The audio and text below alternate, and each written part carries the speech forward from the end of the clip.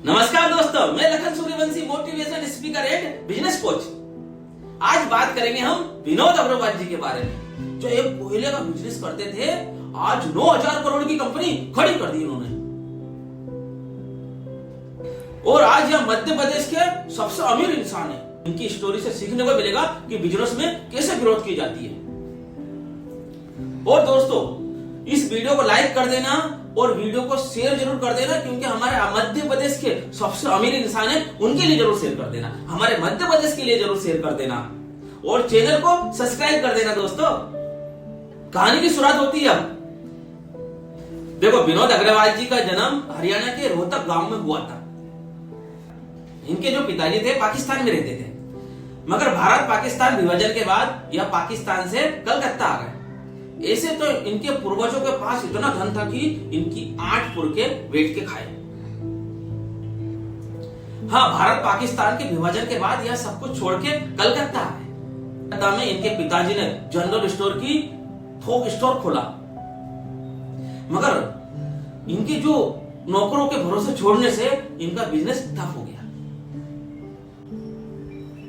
फिर इनके पिताजी कलकत्ता से हरियाणा के रोहतक गांव में आ गए। फिर इनके पिताजी विनोद अग्रवाल जी के जन्म के बाद हरियाणा से इंदौर आ गए। फिर इनके पिताजी ने इंदौर में ट्रांसपोर्ट का बिजनेस चालू किया, मगर बिजनेस आइडिया नहीं होने के कारण, बिजनेस में नॉलेज नहीं होने के कारण इनका बिजनेस है ना ठप हो गया। फिर कुछ सालों बाद इनके पिताजी ने कोयले का बिजनेस की दलाली शुरू कर दी। देखो, कोयले की दलाली में हाथ काले हो ही जाते हैं, तो इन्होंने कोयले का बिजनेस चालू कर दिया। विनोद अग्रवाल जी जब 14 साल के हो गए तो इन्होंने अपने पिताजी के बिजनेस के साथ संघर्ष करना शुरू कर दिया, और इन्होंने कई चुनौतियों का ना सामना किया, कई मुश्किलों का सामना किया। शुरुआत में यह लोकल से कोयला खरीदते थे और लोकल में ही बेचते थे। शुरुआत में यह कोयला ईंट की भट्टी वालों को और चिमनी वालों को बेचा करते थे,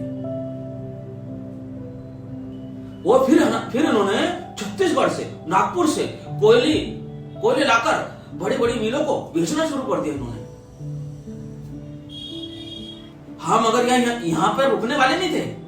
इनकी सोच बड़ी थी और कुछ बड़ा करना चाहते थे, तो उन्होंने ऐसी स्ट्रेटजी निकाली कि ऐसा क्या किया जाए जो मार्केट से कम कीमत में माल बेचे और ज्यादा माल बिके और ज्यादा प्रॉफिट हो।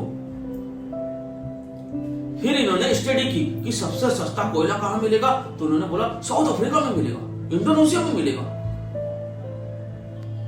फिर यहां साउथ अफ्रीका पहुंच गए, वहां से कोयले का आयात करने लगे, और सबसे पहले व्यक्ति थे मध्य प्रदेश में जो कोयला साउथ अफ्रीका से आयात करने लगे। सबसे कम कीमत में कोयला पूरे मार्केट में बेचने लगे। जिस प्रकार जैसे एयरटेल कंपनी थी, पहले वो रिचार्ज बहुत महंगा बेचती थी, जियो आया सबसे कम रिचार्ज और डाटा भी ज्यादा। उसी प्रकार से इन्होंने साउथ अफ्रीका से कोयला लाकर बेचने लगे, बहुत प्रॉफिट होने लगा इनको, और सबसे कम कीमत में मार्केट में माल देने के कारण इनकी मार्केट में गिराकी बन गई, इनकी प्रोडक्शन बढ़ गई। इंडोनेशिया गए और इंडोनेशिया से कोयला आयात करने लगे। फिर यहाँ कॉपर है, आयरन है, एल्यूमिनियम है भी आयात करने लगे, और आज इनका टर्नओवर है 9,000 करोड़ रुपए का, और 1,300 करोड़ की तो इनकी संपत्ति है। और इनकी कंपनी का नाम है अग्रवाल ग्रुप, और अग्रवाल ग्रुप मध्य प्रदेश का सबसे बड़ा ग्रुप बन गया है। अग्रवाल ग्रुप के अंदर इनके बहुत सारे बिजनेस है, जैसे चमेली देवी स्कूल है, अग्रवाल पब्लिक स्कूल है, अग्रवाल स्टोर है, और नखराली ढाणी है, और मेडिकल हॉस्पिटल है। और इनकी एक खासियत है कि इनका व्यवहार है ना बहुत ही विनम्र है। जिस प्रकार ये टाटा बिल्लो से बात करते हैं, उसी प्रकार है ना एक चपरासी से भी ना विनम्रता से बात करते हैं। और यह कहते हैं कि पैसा ना इंसान को घमंड नहीं सिखाता है, और कोई पैसे से ना हवा में ना उड़ने लगता है। इस प्रकार एक पेड़ में फल आने के बाद वह पेड़ है ना झुक जाता है, उसी प्रकार इंसान को ऐसा बनना चाहिए। हर व्यक्ति को ना इसी प्रकार का व्यक्ति होना चाहिए, और यह इंसान कर्मवीर इंसान है। और इनका पैशन है ना कर्म पर ही रहा है हमेशा। और भगवत गीता के दूसरे अध्याय में 47 श्लोक में लिखा हुआ है, कर्मण्यवादी का रास्ते मां फलेषु कदाचन कर्म फल हेतु बुर्वाते संदोग शस्त्र कर्मणि। और इस श्लोक में भगवान श्री कृष्ण जी अर्जुन से कहते हैं कि इंसान को हमेशा कर्म अधिकार है, कर्म के फलों पर नहीं। और कहते हैं कि कर्म है ना, फलों के लिए मत करो तुम, आपका कर्तव्य है कर्म करना। तो कहते हैं कि कर्म का फल है ना, देने का अधिकार सिर्फ मेरा है। और विनोद अग्रवाल जी का फोकस है ना हमेशा कर्म पर रहा है। और हर इंसान को अपने कर्म पर है ना फोकस करना चाहिए। और इनकी माता जी कहा करती थी कि कोई काम है ना छोटा नहीं होता है, वह स्वच्छ और निडर होना चाहिए बस, और श्रेष्ठ होना चाहिए। और मेरी विनोद अग्रवाल जी से बात हुई तो उन्होंने युवाओं के लिए एक संदेश दिया हुआ है, आप सुनिएगा। युवाओं को छोटा सा मैसेज देना चाहता हूं। शिक्षा बहुत इंपॉर्टेंट है, शिक्षा के बिना कुछ हो नहीं सकता। शिक्षा और ज्ञान दोनों में एक अंतर है, एजुकेशन एंड नॉलेज। एजुकेशन बनता है शिक्षा से, डिग्री से। आप गाइड के माध्यम से नकल करके कैसे भी डिग्री ले सकते हैं।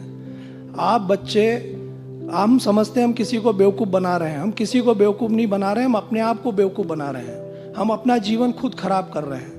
नॉलेज के अंदर आपको एजुकेशन भी चाहिए, एक्सपीरियंस भी चाहिए और एक्सपोजर भी चाहिए। आप जब तीनों चीज़ें पाते हो तो नॉलेज में कन्वर्ट होती है। और ये नॉलेज के लिए आपको पूरी एटी जोड़ी का जोर लगाना पड़ेगा, मेहनत करनी पड़ेगी।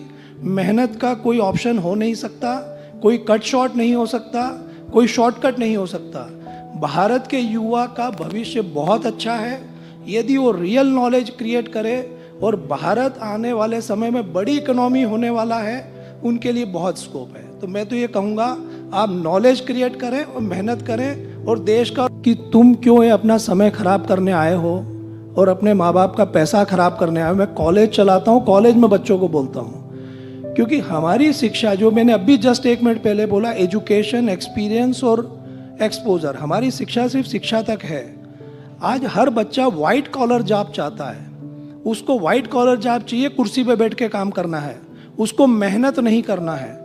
यदि हम पढ़ाई को कम भी कर लें और हम अपने आप को एक्सपोजर कर लें, स्किल डेवलपमेंट कर लें, किसी चीज़ में विधा हासिल कर लें, आप कहीं भी बढ़ जाएंगे।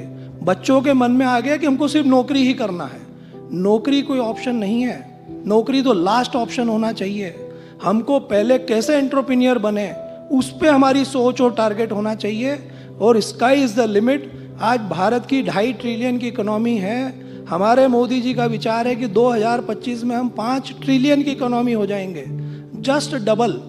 तो इतना स्कोप इस देश में होने वाला है। और कोरोना के बाद चाइना से लोगों का भरोसा भी हटा है, सारी दुनिया का ध्यान भारत पे भी है। तो ये हमको सोचना हम कितनी अपॉर्चुनिटी ले सकते हैं। नौकरी तो लिस्ट प्रायोरिटी होना चाहिए। आप एंटरप्रेन्योर बनिए, बहुत सारे स्कोप आपको लाइफ में मिलने वाले हैं।